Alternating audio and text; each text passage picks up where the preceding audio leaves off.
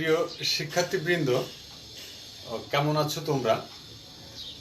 আশা রাখি এই করোনাকালীন পরিস্থিতির মধ্যে তোমরা সুস্থ আছো, স্বাভাবিক আছো, ভালো আছো, মানসিকভাবে ভালো আছো। তো তোমাদের প্রত্যেককে আমি স্বাগতম জানাচ্ছি আজকের অনলাইন ক্লাসে। অন্যান্য দিনের মতো আমি তোমাদের সাথে আছি, ডক্টর আহমেদ হাসান আল বাকার, সহকারী অধ্যাপক, সমাজকর্ম বিভাগ, সরকারি বাংলা কলেজ।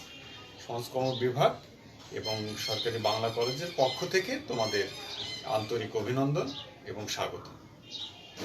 তো সুপ্রিয় শিক্ষার্থীবৃন্দ, তোমাদের আমি যে কথাটি বারবারই বলে আসছি সেটি হচ্ছে যে আমাদের অনলাইন ক্লাস হচ্ছে, স্বাভাবিক গতিতে চলছে। তোমরা যদি আমাদের সাথে থাকো, আমাদের ক্লাসগুলি যদি ফলো করো, তাহলে আমি নিশ্চিত করে বলতে পারি যে এই কষ্ট শ্রম তোমাদের এবং আমাদের বৃথা যাবে না।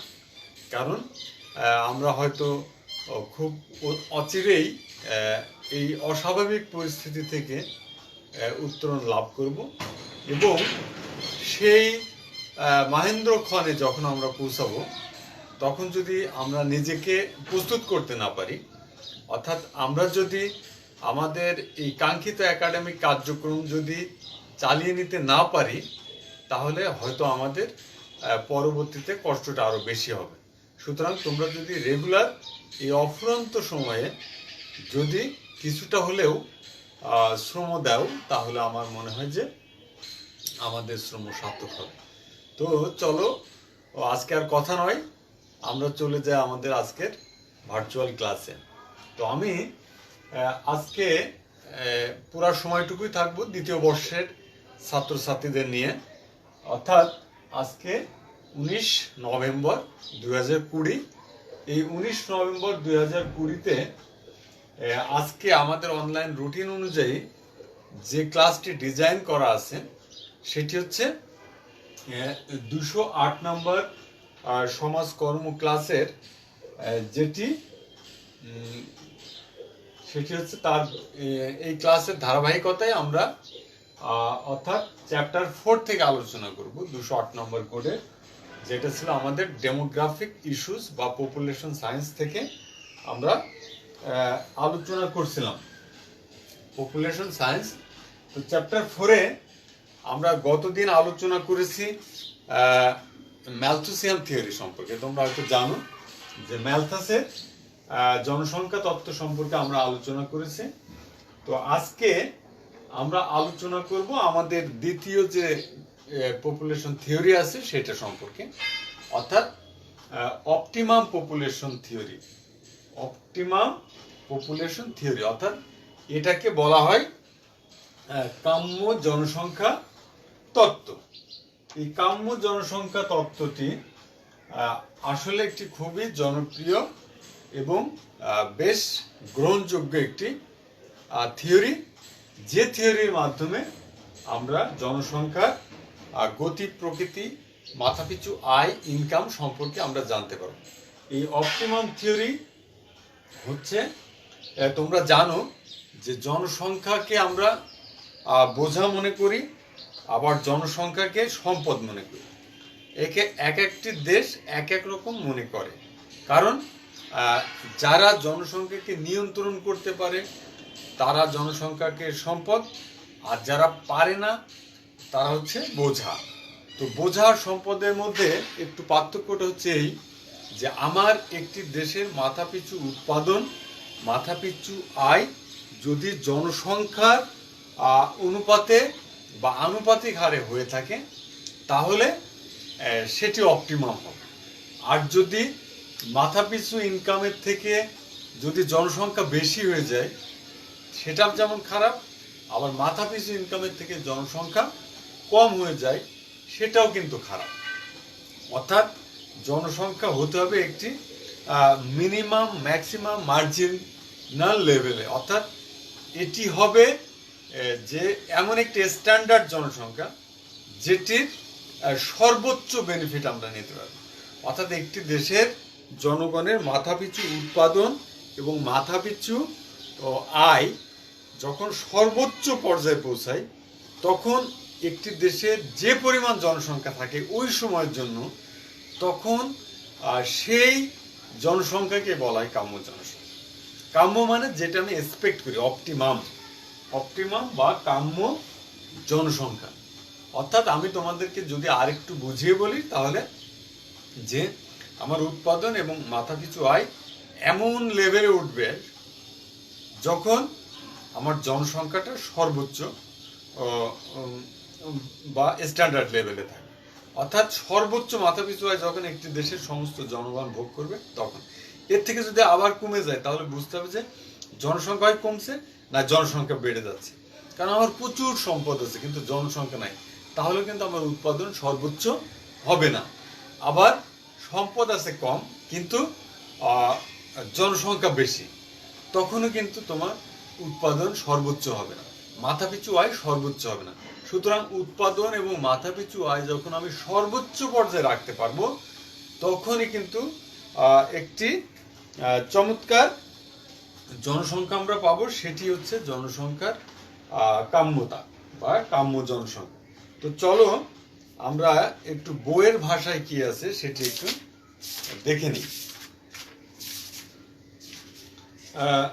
কাম্য জনসংখ্যা এখানে বলা হচ্ছে যে কোনো দেশের কাম্য জনসংখ্যা হচ্ছে সেই সংখ্যক লোকজন যার মাথাপিছু সর্বোচ্চ অর্থনৈতিক মুনাফা পায়, অর্থাৎ মাথাপিছু উৎপাদন এবং মাথাপিছু আয় সর্বোচ্চ হয় যে জনসংখ্যার মাধ্যমে, সেই জনসংখ্যাকে বলা হয় অপটিমাম পপুলেশন।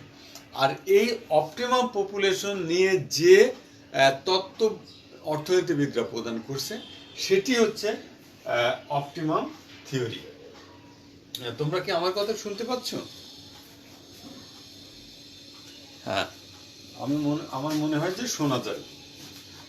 তো সুপ্রিয় শিক্ষার্থীবৃন্দ, আমি যদি এই অপটিমাম পপুলেশন থিওরির ব্যাকগ্রাউন্ড সম্পর্কে আলোচনা করি তাহলে এখানে বলা হচ্ছে যে কাম্য জনসংখ্যা তত্ত্বটি 18 এবং 19 শতকের দিকে ধীর গতিতে প্রকাশ পায়।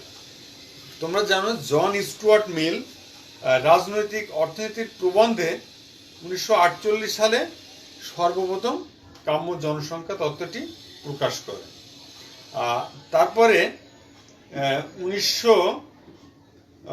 বর্তমান শতাব্দীতে এসে জুলিয়াস ওলফ, একজন অর্থনীতিবিদ, উনি এই কাম্য জনসংখ্যা তত্ত্বটি বিস্তারিত ব্যাখ্যা করেন। এরপরে বোল্ডিং কে এফ বোল্ডিং উনি বলছেন যে the population at which the standard of life is a maximum is called optimum population। অর্থাৎ কাম্য জনসংখ্যা হলো যাতে জনগণের জীবনমান সর্বাধিক ভাবে গণ্য হয়। অর্থাৎ একটি দেশের জনসংখ্যা হবে সেই জনসংখ্যা যার ফলে একটি দেশের মানুষের জীবনমান সর্বাধিক হয়, সেই জনসংখ্যাটুকুকে বলা হচ্ছে অপটিমাম জনসংখ্যা। আর এটা হচ্ছে প্রফেসর রবিন্স, উনিও নাম করা অর্থনীতিবিদ, উনি বলছেন যে the population which just makes the maximum return possible is the optimum or the best possible population. জনসংখ্যা তখন কাম্য জনসংখ্যা হতে পারে যখন সর্বোচ্চ প্রতিদান সম্ভব হয়, অর্থাৎ সর্বোচ্চ সম্ভাব্য জনসংখ্যা নিশ্চিত হয়। This is called optimum population. তাহলে আমি যে কথাটি তোমাদেরকে বলছিলাম সেই কথার রেশ ধরেই আমি আবার একটু বলি যে একটি দেশের মানুষের জীবনমান তো আর একভাবে হয় না।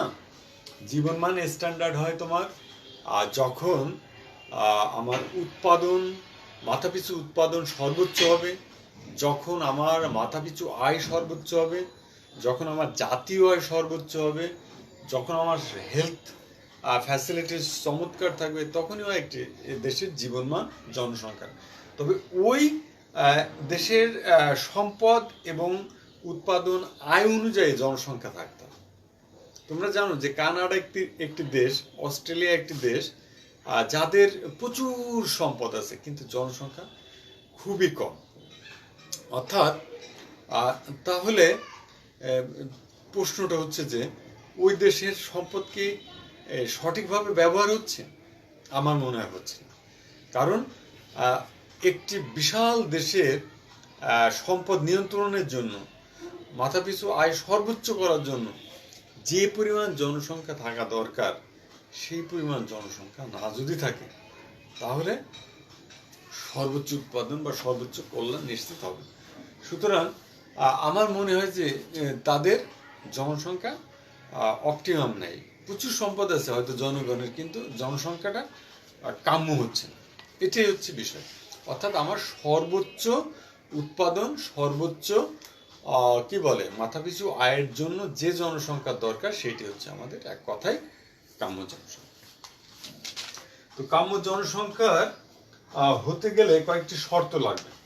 শর্তটা হচ্ছে কি, যে জনসংখ্যা বৃদ্ধির সময় মোট জনসংখ্যা এবং কর্মক্ষম জনসংখ্যার অনুপাত স্থির থাকে। অর্থাৎ একটি দেশের মোট জনসংখ্যা এবং কর্মক্ষম জনসংখ্যার যে অনুপাত সেটি স্থির থাকতে হবে। অর্থাৎ প্রায় সমান সমান হতে হবে বা কাছাকাছি হতে হবে।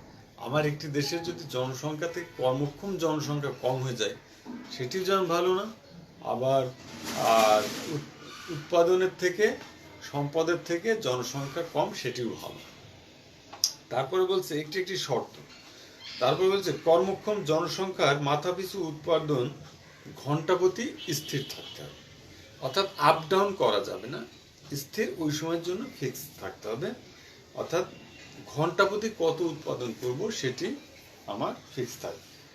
আরেকটা বলছে যে মূলধন অপরিবর্তনীয় থাকবে, প্রাকৃতিক সম্পদ স্থির থাকবে, কারিগরি কৌশল স্থির থাকবে।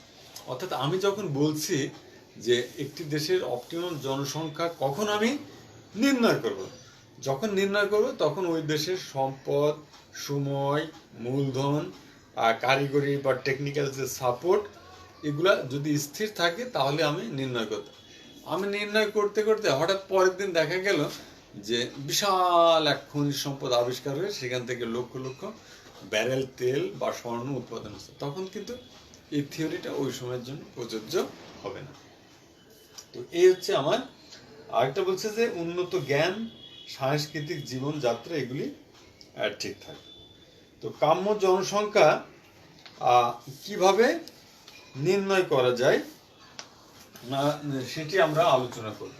তো সুপ্রিয় শিক্ষার্থীবৃন্দ, তোমরা দেখো আমি এখানে একটি ফিগার লিখেছি, এখানে একটি ফিগার দেওয়া আছে।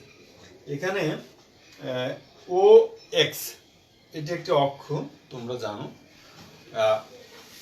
একটি রেখাচিত্রে দুইটি অক্ষ থাকে। ও এক্স রেখা বা অক্ষ, সেই অক্ষের নাম দিলাম আমি জনসংখ্যা। আর ও ওয়াই এটা একটি অক্ষ, ওয়াই এক্সিস আর এক্স এক্সিস। ওয়াই এক্সিসে এটির এই কার্ভটার নাম দিলাম আমি মাথাপিছু উৎপাদন। তো মাথাপিছু উৎপাদন এবং জনসংখ্যা এই দুইটার মধ্যে আমি যে ভারসাম্যটা কোথায় সেটা আমি নির্ণয় করব, এবং ওই ভারসাম্য বিন্দুটাই হবে আমার কাম্য জনসংখ্যা। তোমরা মনোযোগ দিবে। তো আমরা দেখো এটা কিন্তু জনসংখ্যার লাইন, ঠিক না? জনসংখ্যার লাইন। তো জনসংখ্যার লাইনে যখন জনসংখ্যা ওপি, ছোট হাতের পি, ওপি, তখন আমার মাথাপিছু উৎপাদন এই পর্যন্ত আসছে। হ্যাঁ, পিএম মাথাপিছু, আমি একটু লিখে দিই,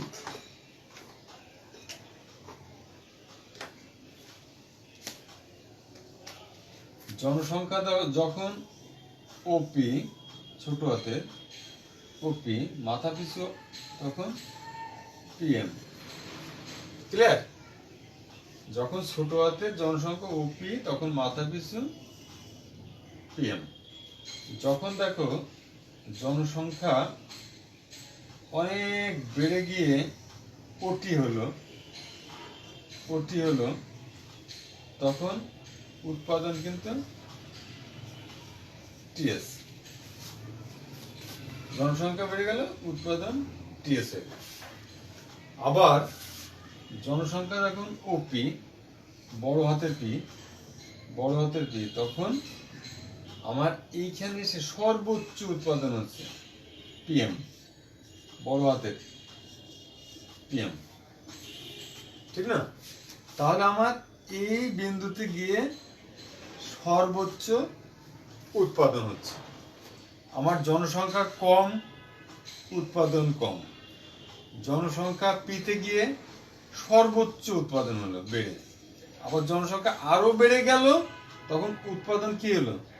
আবার কমে যাচ্ছে। তাহলে দেখো, এই যে এম থেকে এস আস্তে আস্তে এখানে বেড়ে আবার কমে যাচ্ছে। প্রথমে কমে ধীরে ধীরে বাড়ছে, সর্বোচ্চ আবার কমছে। তাহলে এই যে এটার মধ্যে একটি ভারসাম্য আমি দেখতে পাই। এটি হচ্ছে আমাদের রেখাচিত্রের সাহায্যে আমরা জনসংখ্যা নির্ণয় করতে পারি, অপটিমাম থিওরিকে আমরা প্রকাশ করতে পারি। এখানে কি বলে যে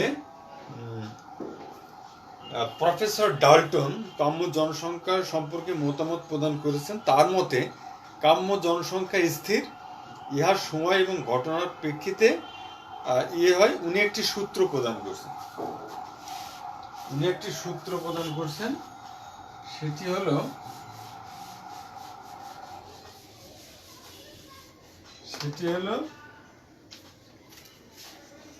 m equal to a minus o by o, অর্থাৎ m হচ্ছে হয় ওভার পপুলেশন না আন্ডার পপুলেশন।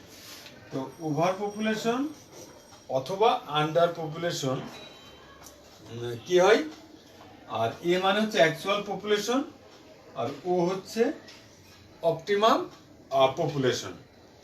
আর এটাই তাহলে অ্যাকচুয়াল পপুলেশন থেকে অপটিমাম পপুলেশন বাদ দিলে সেটাকে আবার অপটিমাম দিয়ে ভাগ করলে যেটা হবে সেটি হচ্ছে আন্ডার বা ওভার পপুলেশন। অর্থাৎ ওভার পপুলেশন এবং আন্ডার পপুলেশন কিভাবে নির্ণয় করতে হয় সেটি আমরা এই থিওরির মাধ্যমে, এই সূত্রের মাধ্যমে জানতে পারব। তো এটি হচ্ছে আমরা কার্ভের মাধ্যমে তোমাদেরকে দেখালাম। এবার আমি একটু মুছে দিই।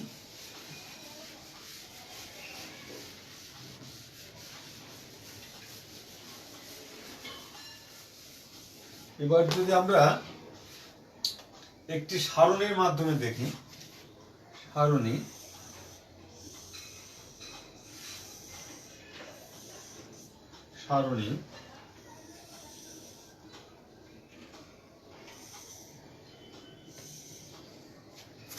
এখানে লেখো জনসংখ্যা কোটিতে, জনসংখ্যা এখানে লেখো আই, এখানে লেখো প্রকৃত আয়।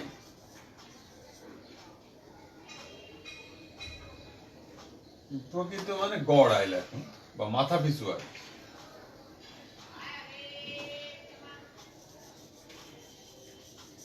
মাথা পিছু আয়। অর্থাৎ একটি দেশের জনসংখ্যা যদি 15 কোটি থাকে, একটি দেশের জনসংখ্যা যদি 15 কোটি থাকে, তাহলে আয় হচ্ছে মনে করো 450 কোটি টাকা। এটা হচ্ছে কোটি টাকা, 450 কোটি টাকা। তাহলে মাথা পিছু হলো কত? মাথা পিছু হলো 30। একটি দেশের জনসংখ্যা যদি 15 কোটি হয় আর আয় যদি মনে করো 450 কোটি টাকা হয়, তাহলে মাথা পিছু হয় কত? কোটিতে 30 কোটি। আয় যদি জনসংখ্যা যদি 16 কোটি হয়, মাথা পিছু আয় যদি 512 হয়, তাহলে হবে 32। তারপরে বলছে কি জনসংখ্যা যদি 18 কোটি হয়ে যায়, তারপরে আমার যদি 630 হয়, তাহলে হবে 35। এরপর জনসংখ্যা যদি 19 কোটি হয়ে যায়, আমার যদি 606 হয়, আবার হবে 34।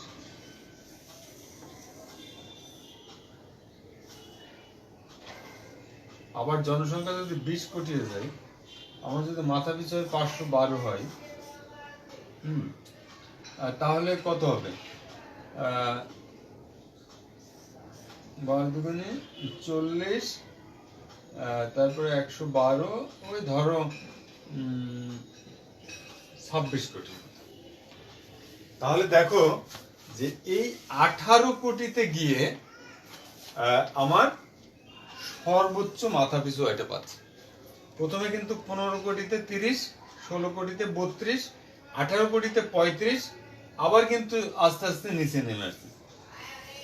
তার মানে এই 35 কোটির জন্য যে জনসংখ্যাটা থাকবে, সেই জনসংখ্যাটাই একটি দেশের জন্য স্ট্যান্ডার্ড বা অপটিমাম হবে। ক্লিয়ার? তো এটি হচ্ছে আমাদের কাম্য জনসংখ্যা। তো সুপ্রিয় শিক্ষার্থীবৃন্দ, তোমাদের আমি বলি যে কাম্য জনসংখ্যা তত্ত্ব কিভাবে নির্ণয় করতে হয় সেটা আমরা দেখালাম।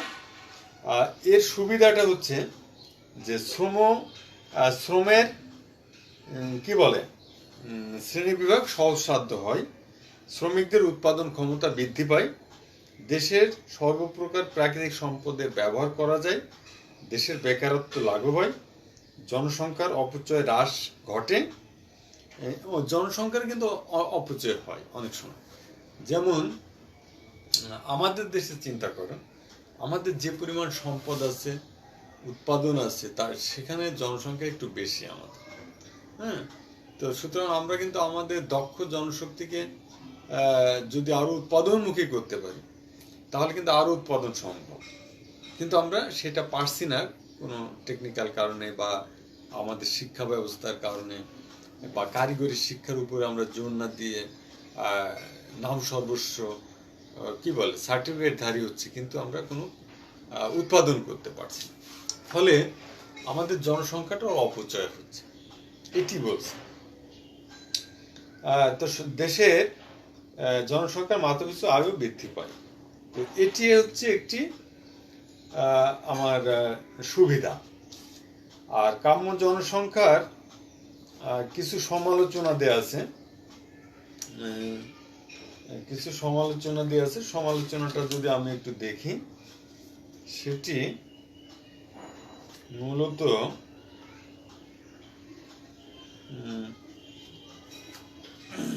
কাম্য জনসংখ্যার সমালোচনা। তো 1 নম্বর সমালোচনায় বলা হচ্ছে যে তত্ত্বের বৈশিষ্ট্যের অভাব। আমি না লিখে বলি তত্ত্বের বৈশিষ্ট্যের অভাব। অর্থাৎ বেশ কিছু অর্থনীতিবিদের মধ্যে কাম্য জনসংখ্যা তত্ত্বকে জনসংখ্যা তত্ত্ব বলা চলে না। কাম্য জনসংখ্যা তত্ত্বকে জনসংখ্যা তত্ত্ব বলা চলে না, কেননা এই তত্ত্বের জনসংখ্যার বৃদ্ধি, জন্ম, মৃত্যু প্রভৃতি আলোচনা করা হয় না। এই তত্ত্বে জন্ম, মৃত্যু, বৃদ্ধি সম্পর্কে কোনো বিস্তারিত গাইডলাইন নাই, আলোচনা করা হয়নি। এই জন্য হান্সরাজ উনি বলেন যে the theory does not tell us to why and how the population of the country increased or decreased, কিভাবে বৃদ্ধি পাবে এবং কিভাবে কমে যাবে সে সম্পর্কে কোনো ধারণা দেয়। সুতরাং this theory is not a actual theory, এই কথা বলছে অর্থনীতিবিদকে। এরপরে 2 নম্বর সমালোচনায় বলছে যে পরিমাণযোগ্য নয়। কাম্য জনসংখ্যা আর স্তর কোথায় তা সঠিকভাবে বলা কঠিন। কোনো দেশের কাম্য জনসংখ্যা স্তর সম্পর্কে বাস্তবে প্রয়োগ নাই, অর্থাৎ এটি একটি গুণগত ধারণা মাত্র, কোনো আদর্শগত ধারণা নয়। ফলে শারীরিক জ্ঞান, বুদ্ধি ইত্যাদি নির্দেশ করে একটি চলকের মাধ্যমে করেছে, সুতরাং এখানে কোনো পরিমাণগত জিনিস আসে নাই। আরেকজন বলছে নাম্বার 3, অসম্পূর্ণতা, যে মাথাপিছু আয় একটি চলক যা সহজে পরিমাপ করা যায় না, এটি পরিবর্তনযোগ্য। সুতরাং মাথাপিছু আয়ের উপরে ভিত্তি করে যে সকল কার্যক্রম চলবে সেটি বলা চলে না, সুতরাং এটি একটি অসম্পূর্ণতা। তারপরে আয় বন্টনে অসমর্থতা, বর্ধিত জনসংখ্যার বিচারে একটি অসমর্থযোগ্য, কাম্যতাকে বিনষ্ট করে।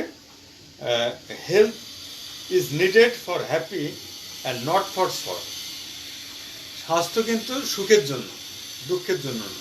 সুতরাং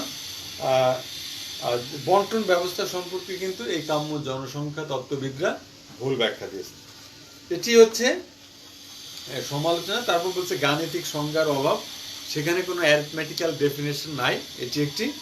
তারপরে বিতর্কিত, সমাজবিজ্ঞানীদের মধ্যে এই তত্ত্ব আয় এবং উৎপাদনের চেয়ে জনসংখ্যার মঙ্গলের সঙ্গে বেশি সম্পর্কযুক্ত, ফলে তত্ত্বটি বিতর্কিত।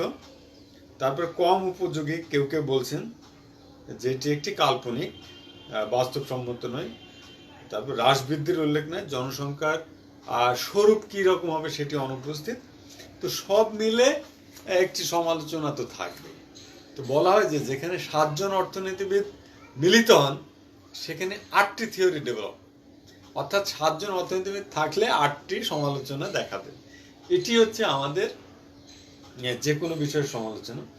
তবে এর গুরুত্ব সম্পর্কে আমরা তো মূলত বলেছি যে জনসংখ্যা নিয়ন্ত্রণ, আয় বৃদ্ধি, জনসংখ্যার ভারসাম্য রক্ষা, উন্নয়ন সাধন, জনসংখ্যা সম্পর্কে স্পষ্ট ধারণা, গতিশীল তত্ত্ব, জনসংখ্যার উন্নয়ন ইত্যাদি।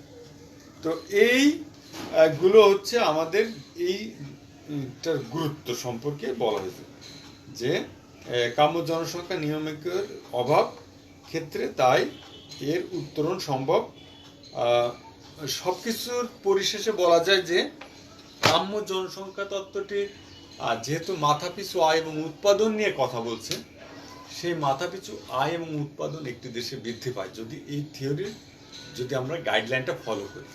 কারণ যে আমরা জনসংখ্যাকে সেই পর্যায়ে রাখবো যখন এটির সর্বোচ্চ উৎপাদন এবং সর্বোচ্চ মাথাপিছু আয় সম্ভব। তো আমার মনে হয় ক্লিয়ার যে অপটিমাম পপুলেশন যে আমরা তত্ত্বটি পড়লাম, বা কাম্য জনসংখ্যা তত্ত্বের যেটি পড়লাম, সেটি মূলত জনসংখ্যার একটি থিওরি। এটি সংজ্ঞা পড়লাম, বৈশিষ্ট্য পড়লাম, এটির একটি ঐতিহাসিক প্রেক্ষাপট পড়লাম, এটি একটি সুন্দর রেখাচিত্রের মাধ্যমে আমরা প্রকাশ করলাম, এটি একটি টেবিলের মাধ্যমে প্রকাশ করলাম, এবং তোমার একটি ফর্মুলার মাধ্যমে এটিকে প্রকাশ করলাম। সব মিলে এর সমালোচনা পড়লাম, এর গুরুত্ব পড়লাম, বৈশিষ্ট্য পড়লাম। এটি হচ্ছে কাম্য জনসংখ্যা। তো সুপ্রিয় শিক্ষার্থীবৃন্দ, তোমাদের কাছ থেকে আজকের মতো এই পর্যায়ে বিদায় নিচ্ছি। তোমরা যদি না বুঝো তাহলে আমাকে ইনবক্সে কমেন্টস করবে, আমাদের কমেন্টস বক্সে কমেন্ট করবে, আস্কিং করবে, কোয়ারিজ থাকলে জিজ্ঞাসা করবে, ইভেন আমাকে ফোন করবে। কোথাও না বুঝলে আমি আমার সাধ্যমতো তোমাদেরকে দেওয়ার চেষ্টা করব। তো সে পর্যায়ে তোমাদের থেকে আজকের মতো বিদায় নিচ্ছি। সকলকে ধন্যবাদ।